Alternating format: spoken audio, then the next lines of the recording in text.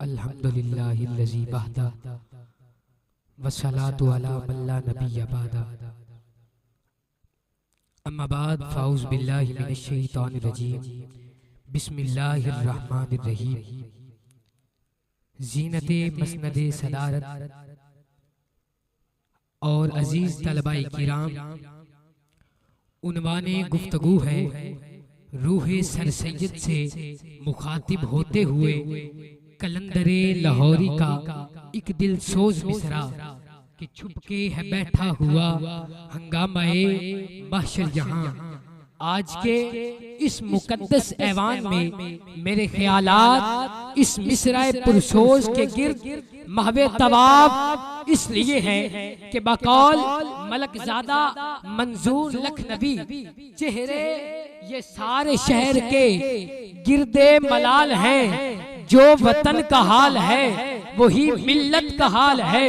उलझन घुटन हिरास तपश कुर्ब इंतिशार वो भीड़ है कि सांस लेना भी मुहाल है।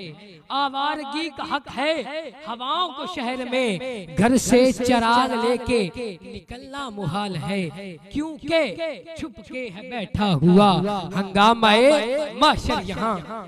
सदर आली वकार, आप किसी सैरगाह में महवे तफरी हो या खेल के मैदान में हो या अपने कारोबारी मामलात में मसरूफ हो और अचानक आपको इत्ला दी जाए कि आपके घर को आग लग गई है और मुसलसल बढ़ती जा रही है, तो क्या आपका खेल, आपका कारोबार, आपकी सैर तफरी आपको और आपके जज्बात को रोक सकेगी? क्या आप आग बुझाने के लिए हर हद तक नहीं जाएंगे? क्या आप अपने मकान की फिक्र नहीं करेंगे? जी हाँ सदर आली वकार, तो फिर मुझे कहने दीजिए, इस वक्त हमारे वतन और मिल्लत में तासुबात की आग दहका दी गई है। नफरत और लापरवाही की हवाएं इस आग को मजीद भड़का रही है। दुश्मनाने मिल्लत एक एक करके हर इस्लामी रियासत की बुनियादों में शगाफ डाल रही है।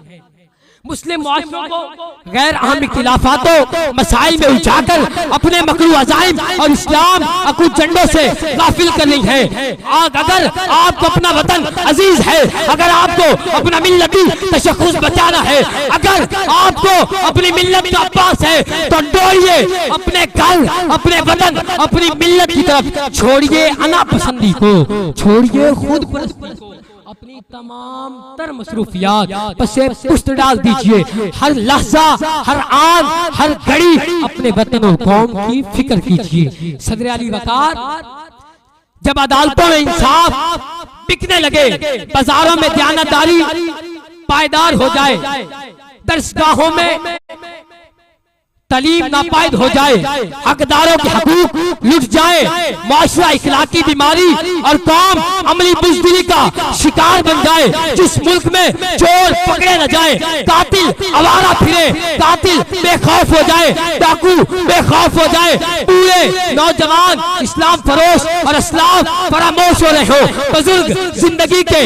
दिन गिन रहे हो, आलमी बिरादरी के जमीन को मफादात की बेड़ियां लगी हो, इंसानियत की रगों में तड़पने वाला खून पत्थर बन गया हो, इस्लामी रियासत की बुनियादों में शगाफ डाल रही हो। जी हाँ सदर आली वकार, तो फिर मुझे कहने दीजिए, यहूदो नसारा के टैंकों का निशाना बनने वाले नन्हे बच्चों, जवानों और बूढ़ों की चीखों को सुनकर अपने इनफिरादी मफाद की दौड़ में सुख चैन से रहने वालों, देखती आंखों अंधे होकर रहने वालों, सुनते कानों बहरे बनकर जीने वालों, सुनते कानों बहरे बनकर जीने वालों, अपने बोलते होठों को सीकर अपनों को कटते देखकर इंतकाम के जज्बात पीकर अंधे गुंगे बहरे लोगों, आलमे इस्लाम के सारे लोगों, वतनों कौम के हमारे लोगों, अगर ये तुम्हारे घरों और तुम्हारे बिस्तरों तक आ पहुंची, तो फिर क्या होगा?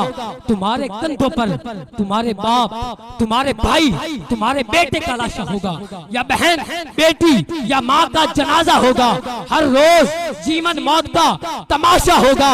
इससे पहले कि हशर बर्पा हो जाए, हर चीज फना हो जाए, हंगामा ए माशर नमूदार हो जाए और जिंदगी तख्तादार हो जाए।